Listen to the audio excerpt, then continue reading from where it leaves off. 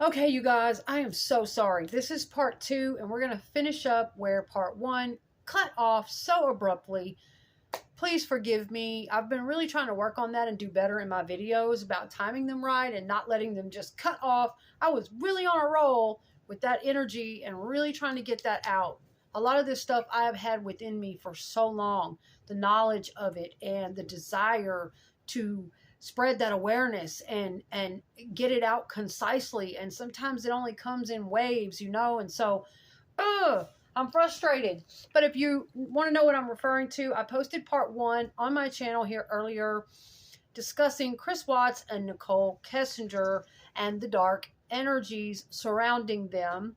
And in that first part, I was talking about Sloan Bella and one of my shorts, and talking about psychological patterns that happen within people dating back to their childhoods and all these things, and then the spiritual aspects of things as far as when we are wide open to stuff like that, when we have had traumas, unresolved issues, and shit like that, just compiling and compiling from childhood, never worked on, what have you, which ultimately leaves us wide open for other bad things. I mean, that makes common sense, right? For us to be more easily led, for us to be more easily manipulated, or a manipulator at the same time. It's possible, yes.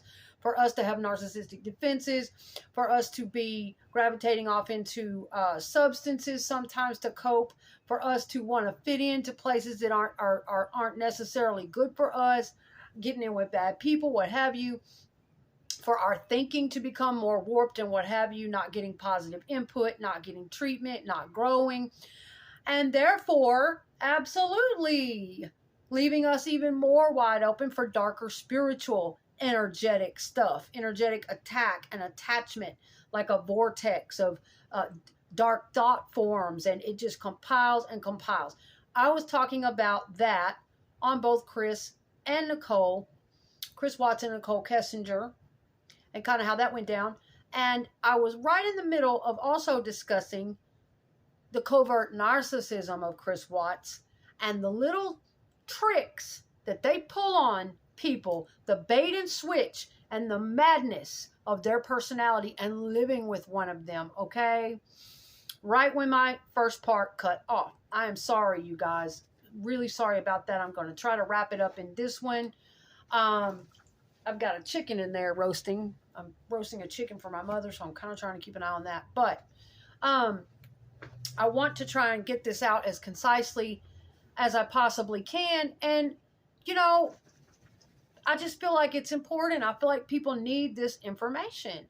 I feel like there are so many people that don't know this, that have never seen it. They've never had to live with somebody like that. They don't have the frame of reference. It could happen to them, or, they might be going through it and confused. Or there's a whole ton of people that to this day still assume and scapegoat and bash and ridicule Shanann for certain things and blaming her. And that is exactly what the covert narcissist wants. That is what they do. Okay, now most of them do not take human life. I lived with a covert narcissist. That was part of his personality, not the entire personality, but there were reasons why, and I'm not excusing it, but I loved him very deeply, and my situation was different. Yes, there were times I felt tormented, and I felt like it was absolutely going to just take my health, like I was going to die up under it. Okay, it was a mess. But as far as this case with Chris and Shanann Watts, she did not get to walk away from it with her life. And some people don't, unfortunately. Now, most of them don't go that far. I personally also feel like Chris Watts had psychopathy of some kind, okay? You would just about have to. But in discussing the covert narcissistic personality, I talked about in part one how they can go in and out of different types of pathological toxic narcissism.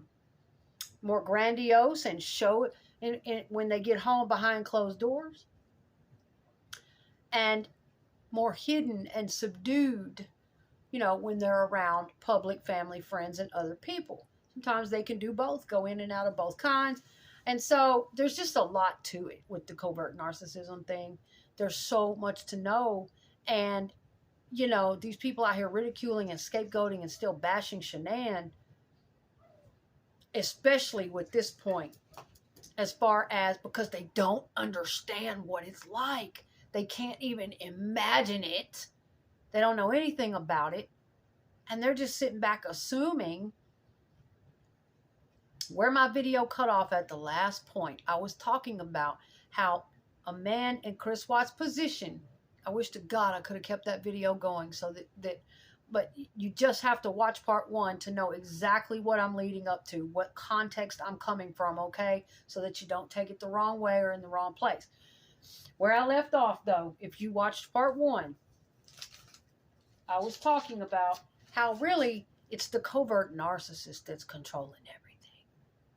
And they will put even the best, most loving, compassionate, wonderful partner who has done everything right, who has tried to get them to open up, who's tried to talk to them, who's tried to give them options, preferences. Babe, don't you want to do it today? I've already done it. Don't you want to make a choice? Don't you want to, you know, it doesn't matter.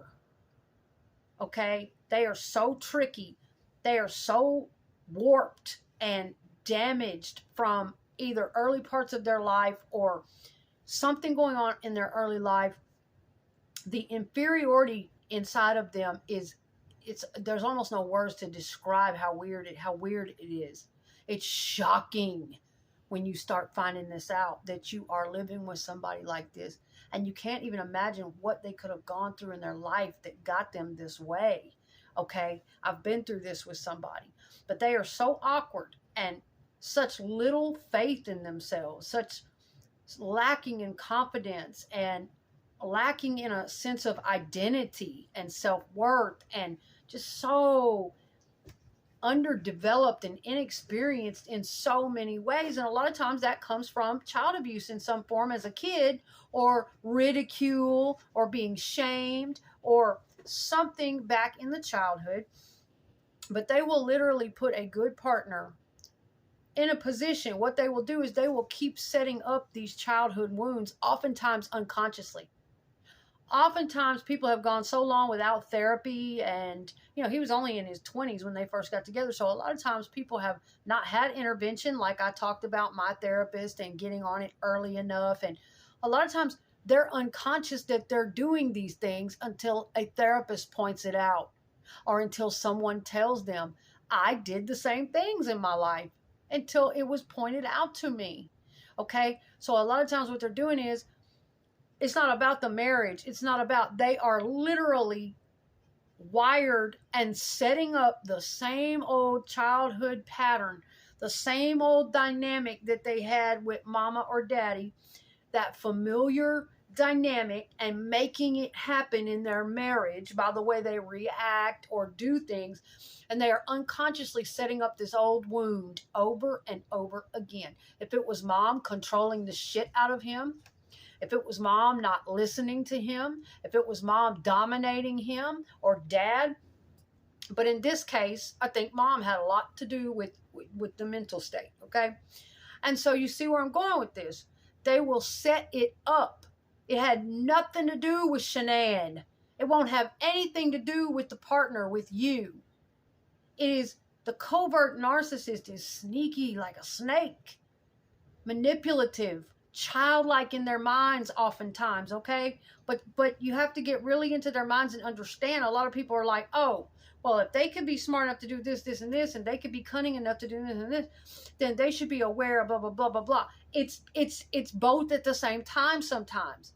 Sometimes they are very aware and very plotting and calculating and knowing what they're doing and pulling strings and getting off on the distress of it all, feeling big inside because it's the only way they can. They are so inferior and so eaten up with low self-esteem and uncertainty and self-doubt and just desperate desires to be seen as the nice guy or the nice girl. This can be either men or women, but in this case, we're talking about a man, Chris Watts. Desperate. And OJ, we talked about OJ Simpson in the first part too. Desperate to be seen as the good guy. They'll do anything You know, just, do you see me as good? Do you see me as good? I've even been close to someone who asked me that all day long. Am I good? You know, am I a good boy? Okay. Oftentimes men who have been through stuff like that, and they are in the covert narcissistic type of narcissism for their defense mechanisms, they often need a mommy figure. They often need a mother figure or a leader. And they oftentimes have fear becoming too vulnerable around men. They have a lot of insecurities inside very often, okay? But they will instantly, after they get in your life and courting you a minute, they rush, they create, they push into your life and just go really overboard and overcompensate on what they can do for you, how great they are, and all these great characters, how they just love everything about you and accept everything about you and all this shit. Okay, but oftentimes, the instant that they get in your life and they feel they have got you to a degree, you're going straight to mommy role.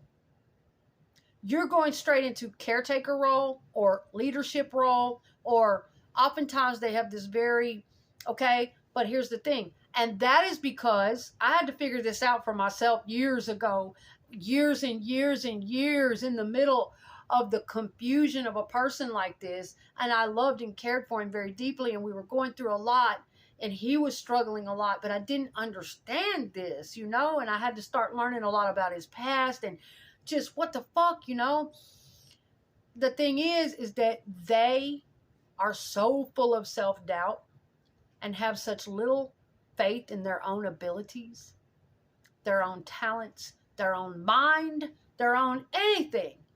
Most of those types are so fully dependent on other humans for life, for survival, for ideas, direction, and it comes from a deep, deep insecurity and not getting to develop is somewhere back in their childhood being either neglected, stomped on, and I knew what my partner's was, where part of his came from, and it really fucking hurt me for him.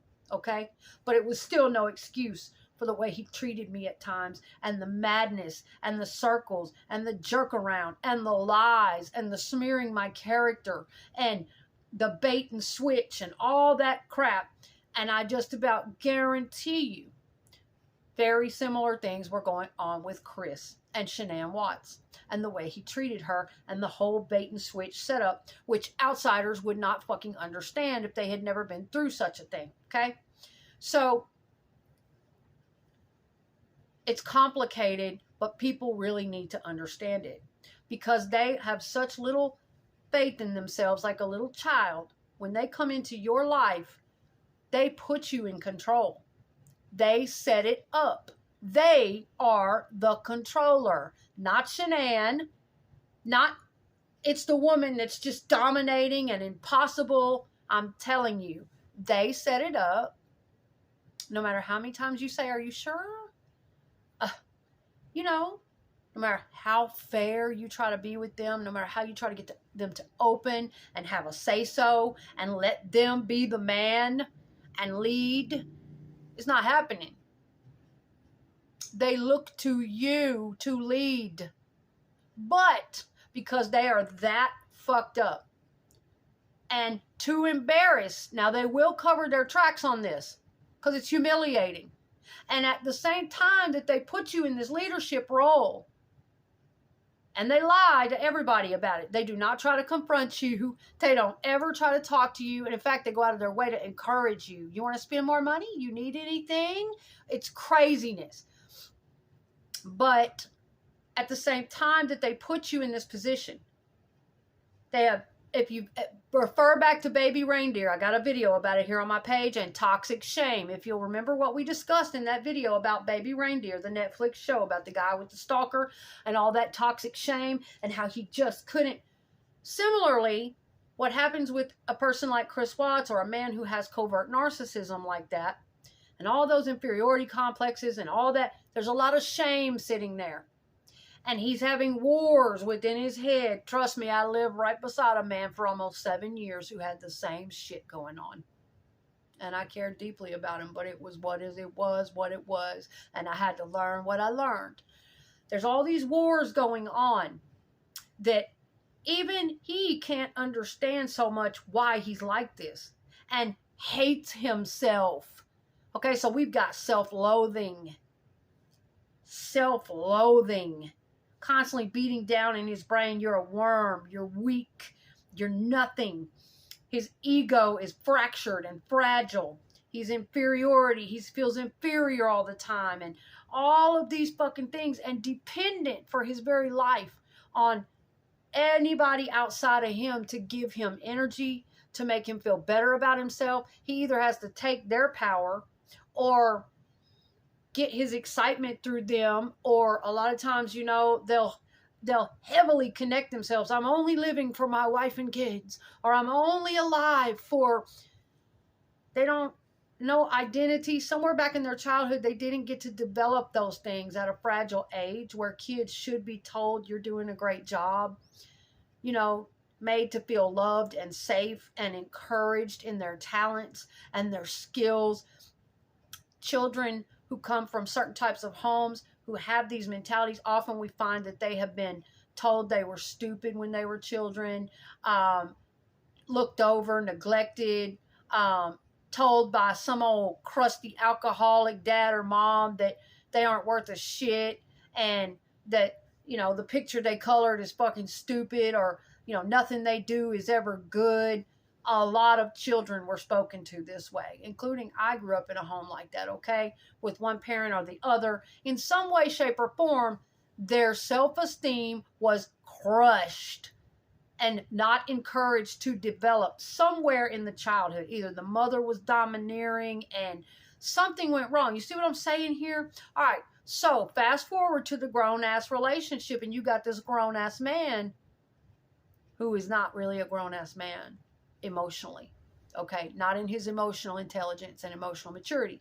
It's real awkward, and, you know, oh, there's certain things about him that are just fine. High IQ, can be very skilled at certain things, can damn sure put on a good front.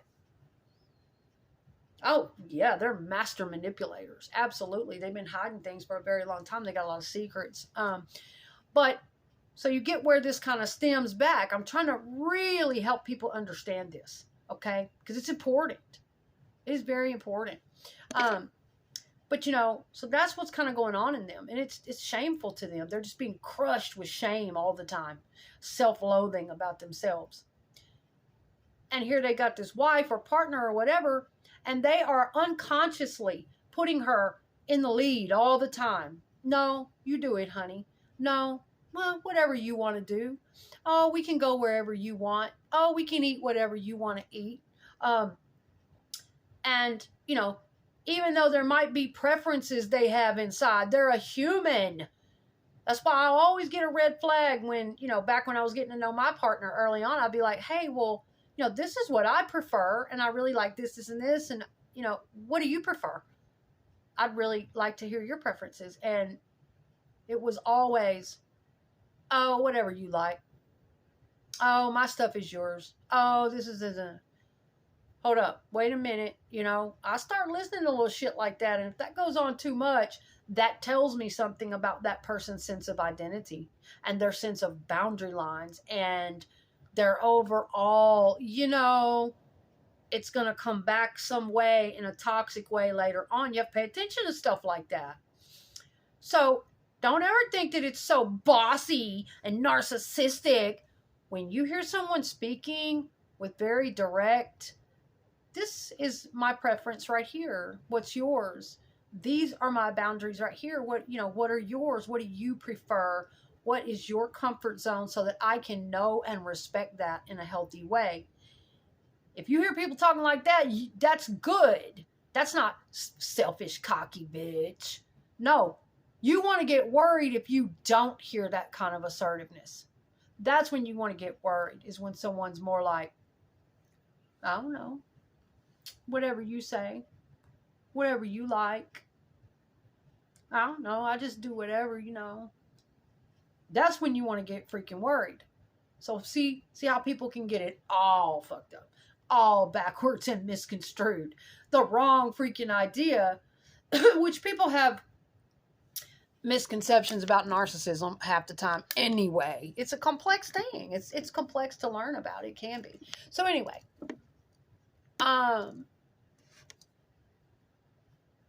yes. So that's what I'm feeling as far as the covert narcissism, and I want people to know the tricks and the bait and switch of that. It's unfair and it's wrong and it's maddening, but because they are so ashamed and at war with themselves. Why am I like this? And a lot of times it doesn't even occur to them that they are just doing what they've done ever since their childhood. And since they were talked to that way, well, when they do meet a good woman, just what happened with me and my partner, when they do meet a woman who is more emotionally intelligent and really cares about them, and she's, more mature on certain levels and just trying to do everything on the up and up, and, when they do meet a woman like that who is really passionate and empathetic and full of heart and devotion, it really scares the shit out of them. They really become off balanced and threatened even, and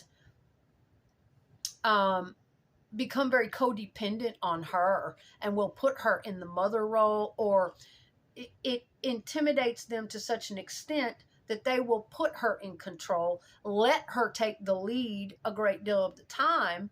But after a while, they begin to resent this because, again, they are at war with themselves. They oftentimes don't even realize, oh, I'm acting out something from my childhood that I was used to. I'm conditioned. So now that I have a good woman or a good partner in my life, I'm so conditioned to being spoken to, disrespected, manipulated, gaslighted, dominated by my mother, or whoever did it, stepmother, whatever the trauma was, father. I'm so used to being spoken to in a downtrodden way, or made to feel, even if it's a subtle way, that I'm not very good, or my skills aren't very, I'm so used to, so they don't say this in their mind because they're not even aware they're doing it. But what they will do is they will sabotage the good woman. They will sabotage the good partner, the good man, the good relationship. And if that person isn't argumentative or domineering over them, then they will create a scene. They will find a way to push you into a corner until you start acting and molded the way that they want you to be, which is the trauma from their past, and participating in it. Okay? They will not stop until they mold and twist and manipulate and get you right into that position. And half the time they don't even know that that's a pattern. They don't even know that it's a psychological problem. They just think that's life. That's the only way they know to survive. That is love to them. That is relationship to them. Yes. And it's so disconnected and so fucked. But Chris Watts was off the charts, okay? He's not like any covert narcissist I've ever known. Like I say, I think he had some kind of psychopathy on top of that shit, okay? Because most covert narcissists don't go off the deep end and do what Chris Watts did. But they can be really twisted and really bring a lot of damage and pain and hurt to your life. Okay? This could be family member. Hey, sometimes it's people we care about, but it is what it is. Now, so you have a little more insight. They are in all of this shame and embarrassment and trying to figure out why, sometimes they don't even question why they're doing it. They're like I said, they just live it. They're just used to it. And they set it up for the good partner. They set up everything. They are the puppet master, so to speak, okay? And the partner won't even know that there's an issue. They'll just be like, okay, well, that's what he said he wanted, so, okay, that's what I'm going to do, da-da-da-da-da-da. And the whole time that covert narc is just reeling, just resentful and hateful and secretly wanting to undermine you and rebel against you. And for what, though? You see? Like a child. For what, though? The lines begin to blur in their head. They have put you in a position of authority. They have put you in a position over them. But inside, they really hate it. But They are so fearful and awkward and insecure and so unsure and so this and so that and so used to being in this position that they need you to be there. They don't necessarily want you to be in that position. They want to be a man. They want to be the lead and have some say and flex their skills and be more outgoing, but they can't. A covert narcissist can't. They can't, and they hate everyone that can. And I get emotional about it because I had someone so dear to me that had that personality type. He passed away from cancer last year. And I'm still just beside myself. But I know, and I empathized with a lot of the reasons and how he got there and how he was like that. But he did not do what Chris Watts did either. Okay? So Chris Watts is a whole different ball game, but I'm trying to give insight into covert narcissism, which I almost 100% feel like Chris Watts had in the way that his actions were. And you damn Skippy, if someone takes the life of their wife and children in such a vicious, horrible manner, or at any point, anyone, for any reason, yeah, they got high pathological narcissism. They're very fucking entitled. Their narcissism has gone somewhere way off the charts, and probably several forms of psychopathy and some other shit too. But I'm not a professional, okay? So I'm just saying. My videos are for my personal experience, thoughts, and feelings, and spreading awareness only, but you know. So, but that's the mind of a man. Okay, and Chris Watts, I'm really feeling that, all right? And the war is within themselves, and somebody has to be a scapegoat. It ain't going to be mama. Same shit happened to me. They ain't going to confront their mama about it. Not their daddy. They've tried to before. I'm not saying they don't, but they don't get anywhere when they come from families like that. Just gaslighted or attacked. It's on and on with the toxicity. But most of the time, no. They're not going to take it out on their friends. They're not going to confront mom and daddy.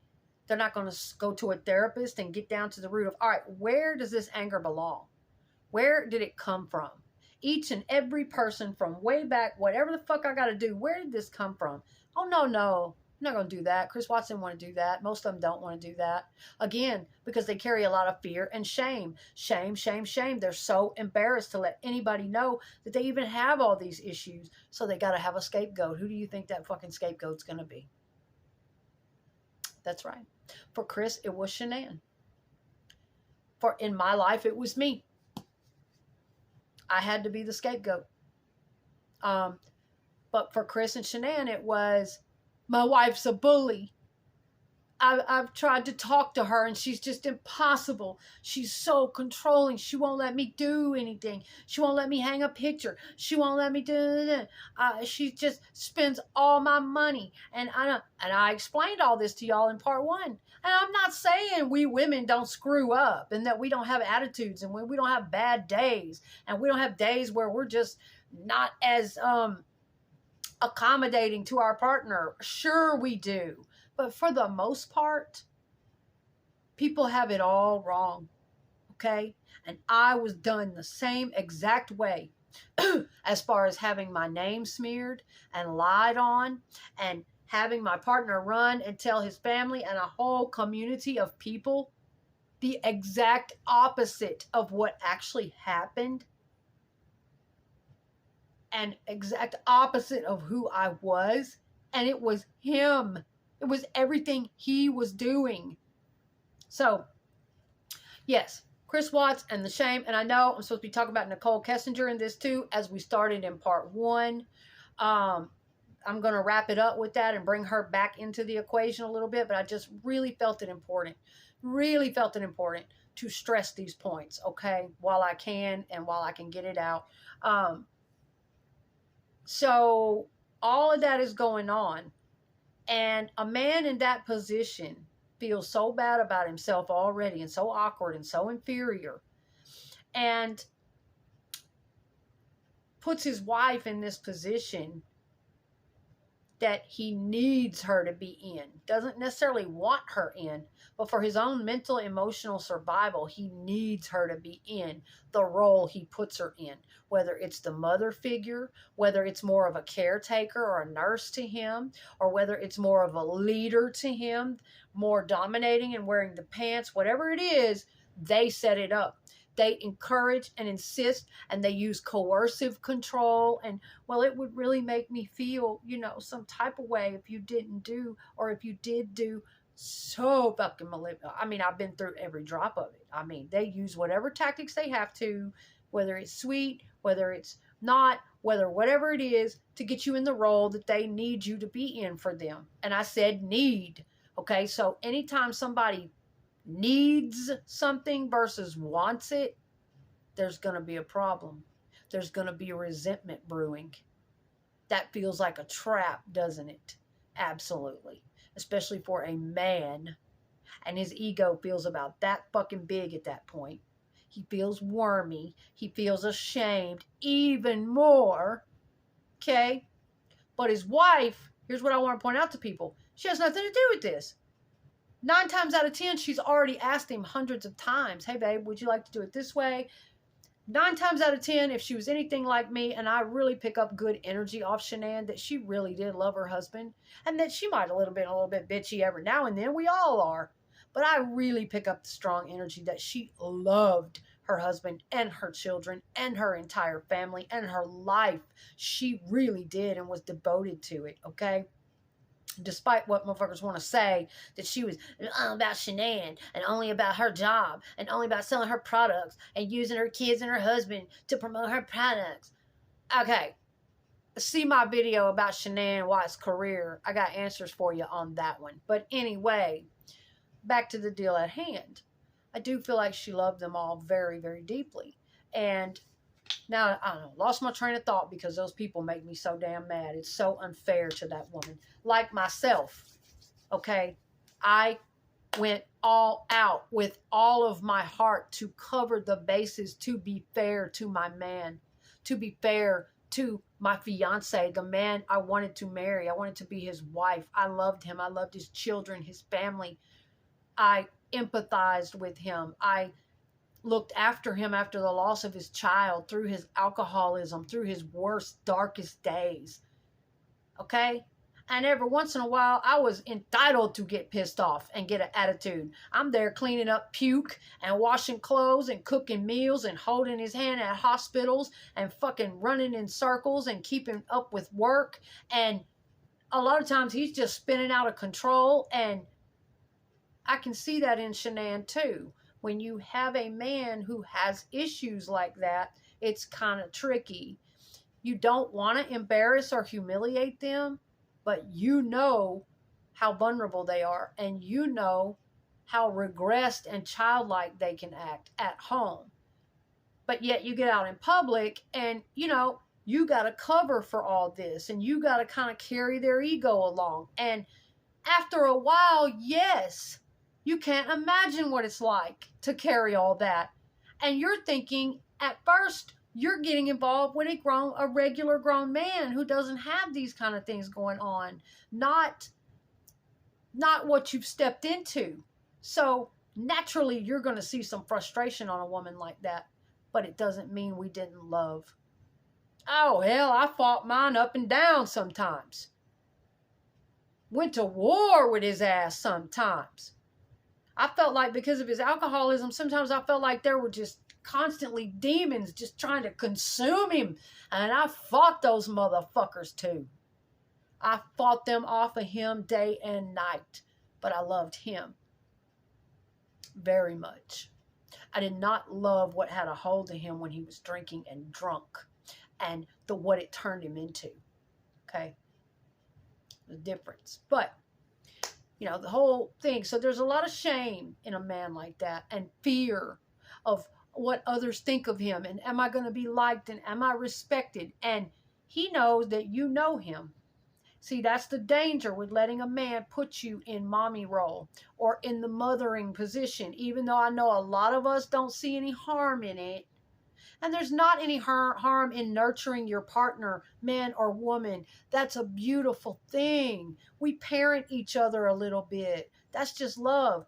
But if you let it go too far, and there's other red flags there, it's very dangerous to let a man put you in a more mothering role, or because he will fucking hate you for it.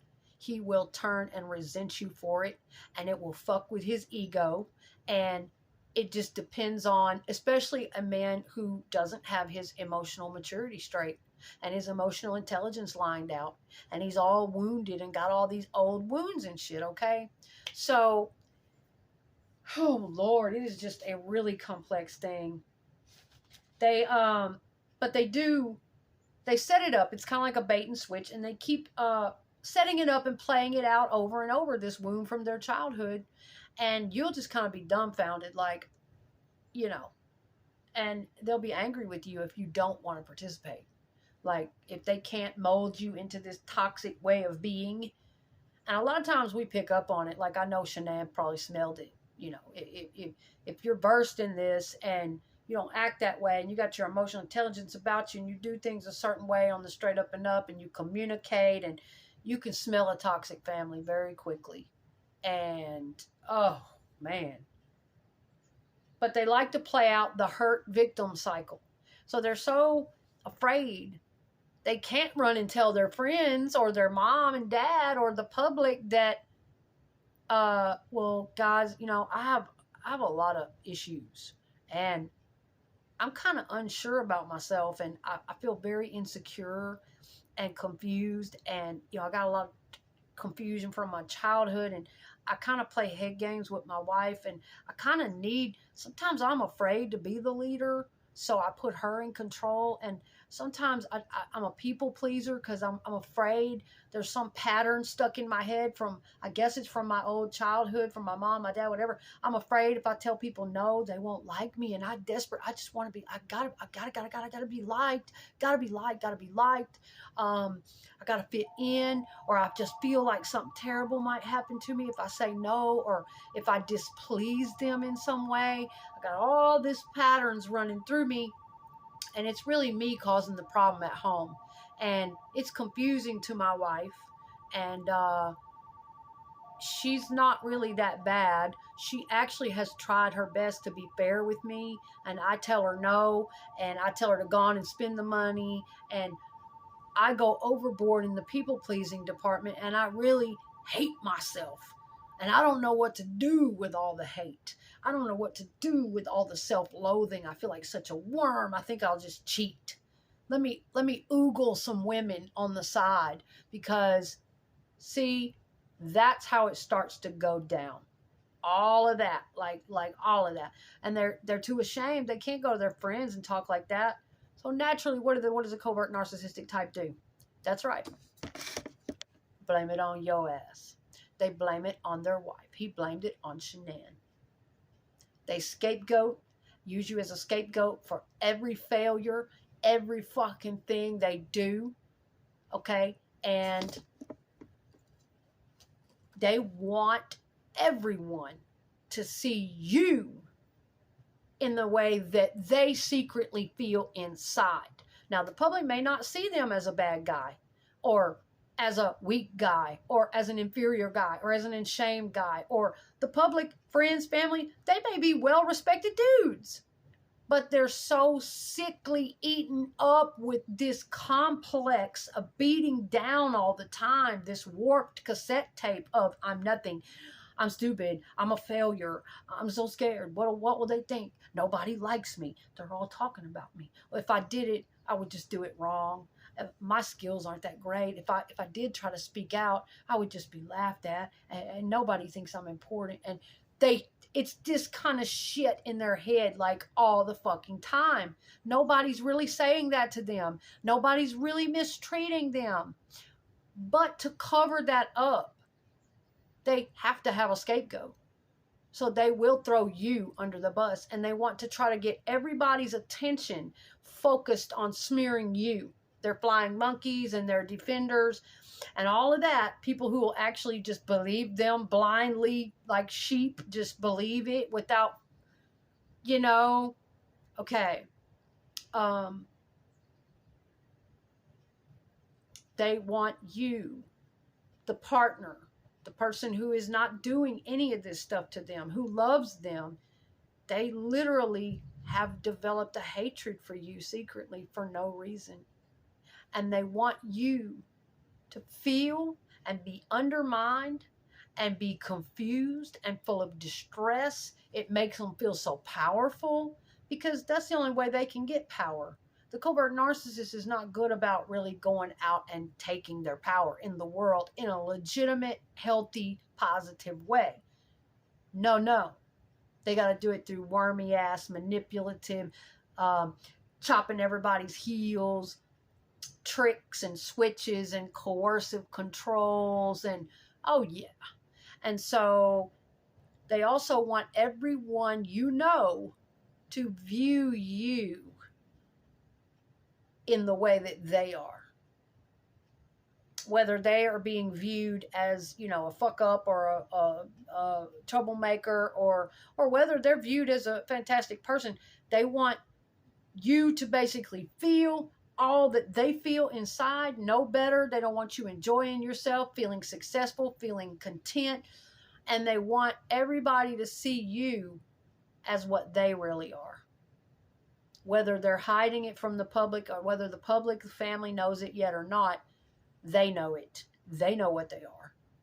They know what's going on. And they want everybody to see you that way. And they'll do everything they can to get you pulled into that, to get you off balanced, to get you participating in that. And the longer you stay with them, I'm sorry to say, even though I loved my person so much and I still love him to this day, it cost me a lot. By the time our relationship was at its end, I was nearly dead.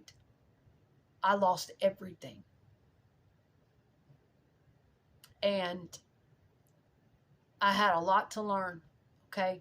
Now, there's varying degrees of narcissism, okay? Just like there's varying degrees of empathy, there's varying degrees of a lot of things.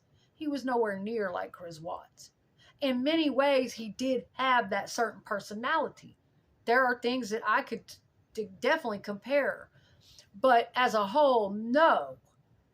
He loved his children very, very much. And somewhere deep inside, there were many times that he and I connected on a very deep level, and we had a very deep love for one another and good experiences together, okay? But for the most part, his alcoholism, his childhood trauma, and a lot of bad programming, he had these ways about him, okay, that were hurtful, that were twisted, that were, you know, but it's kind of a different scenario. But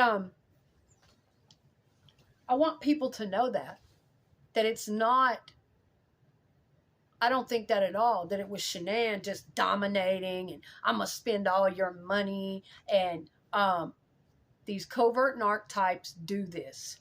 They lie, they smear your name, but behind the scenes, they're putting you in control. They need you to be in that role, but they hate themselves for it. It compiles and compiles in their head. They don't really know what to do with all those emotions.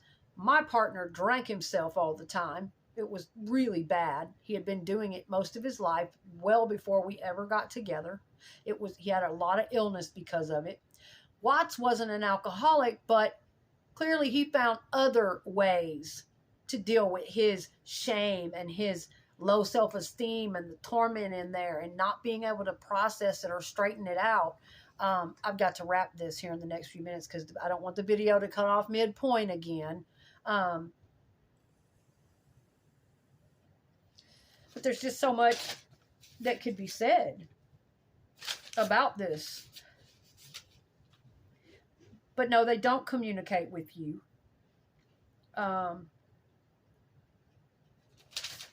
They don't do what they tell everybody else, okay? And so they have all this toxic shame inside. And yeah, they got to create a cover story about what it's all about. My wife's a bully. She dominates and spends all my money. And my partner blatantly did that to me. I couldn't believe it some of the time. But see, I had luck on my side. His family knew me well and liked me. Well, most of them, okay? But I know about toxic moms too and toxic mother-in-laws, okay? But I was lucky. I had witnesses all the time. My partner was a little more open with his self-destruction and his troublesome ways. And people everywhere knew how much I loved him and how much I would sacrifice to be with him and to help him and care for him. But they knew I had to get mean sometimes too. Didn't want to, but I had to. So I had luck on my side, whereas I don't think Shanann had as many witnesses to what was going on and how she and Chris interacted with one another on a more daily basis and who was doing what. And that's unfortunate, okay? But yeah, I feel like, and Nicole Kessinger, Chris Watts, the dark energies surrounding them, I am sorry. I will have to pick that up at another time, but I do have a lot more to say as far as Nicole Kessinger is concerned, and I will be getting to that at some point in the near future. But yes, as far as that whole, it all comes back full circle. These patterns that just go on in people, but that's exactly what's going on, okay? And they lie about these things and therefore smear the name and reputation of innocent people. And it's not right. That's exactly what the covert narc wants too. They want you in the public or anyone else. They're getting their way and they are winning, and you're helping them get away with it when you blame their partner, when you smear her name and her characteristics, okay? Because when you get involved with a covert narc, you don't even know what the hell you're getting involved in. It is just one big vortex of madness and twistedness and manipulation and undermining you and jerking you around and telling you, yes, please take this money. I want you to have it. I mean, literally kid games. And then, why'd you spend all my money? Or you'll find out, you'll hear them in the next room after they offered this to you from out of nowhere. You'll hear them calling their mom. Mom, she spent up all my money. Yeah, she doesn't even do. And they love to play the little boy victim card over and over again. And you don't have there's no way you can possibly win and be the good girl in their eyes. And it's so heartbreaking. And for me, I just eventually had no choice but to cut my losses and accept that. And, but it was so heartbreaking. And I just knew that there was no way. And, Professor Sam Vaknin also has a really good video on this topic about how the covert narcissist wants you to be their mother. And they will force you to participate. And if you don't, you will be punished. Now, most of the time, it's not them taking your life, but you will be punished in many, many, many different ways that hurt. Great video. I could try to put a link to it maybe in the description box or the comment section. I have shared Professor Sam Vaknin's video on this topic before. It has a lot of insight into why a lot of times the male narcissist wants you to be their mother and put you in this mother role, and then they can kind of set up shop and feel comfortable and start looking for girls or, and you're in the mother role and you're just like, fuck, I don't want to participate in that. After a while, you're like, what the hell? I need a partner. I mean, this is okay. I love you, but I'm not trying to be the twisted shit that starts going on. And I think that's why we saw a lot of frustration and sometimes attitude and sometimes talking to Chris the way she did, because he set that up. They force you into a role that you don't want to be in, that you don't even understand. Like, it's crazy. There's just so much more I could say, and I know my video is going to clip any minute.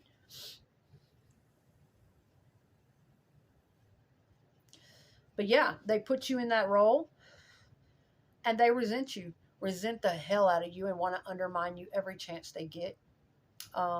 Now, in my case, it was a little bit different. We had some different dynamics going on. We had been friends years before, and It's not exactly the same as what was going on with Chris and Shanann. Chris is a whole other ballpark, okay? That dude is out there for what he could do to those people. My person was nothing like him in that regard. And I want to make that very clear, okay? My person actually did have empathy. He was actually a sweet and very loving soul. He had just been hurt and abused and traumatized and so fucking mistreated in his childhood and on up by people, okay? I want to make that clear. That didn't excuse his freaking behaviors towards me, but I want to make that real clear that he still, after all that, had empathy in his heart. He loved his children. He had lost a child when we first got together. He loved and he wanted to be loved, but he struggled, okay? So I'm going to have to conclude this in a part 3. I'm really sorry, you guys. What? Come on, dog. Sorry, but I will finish this up in part 3.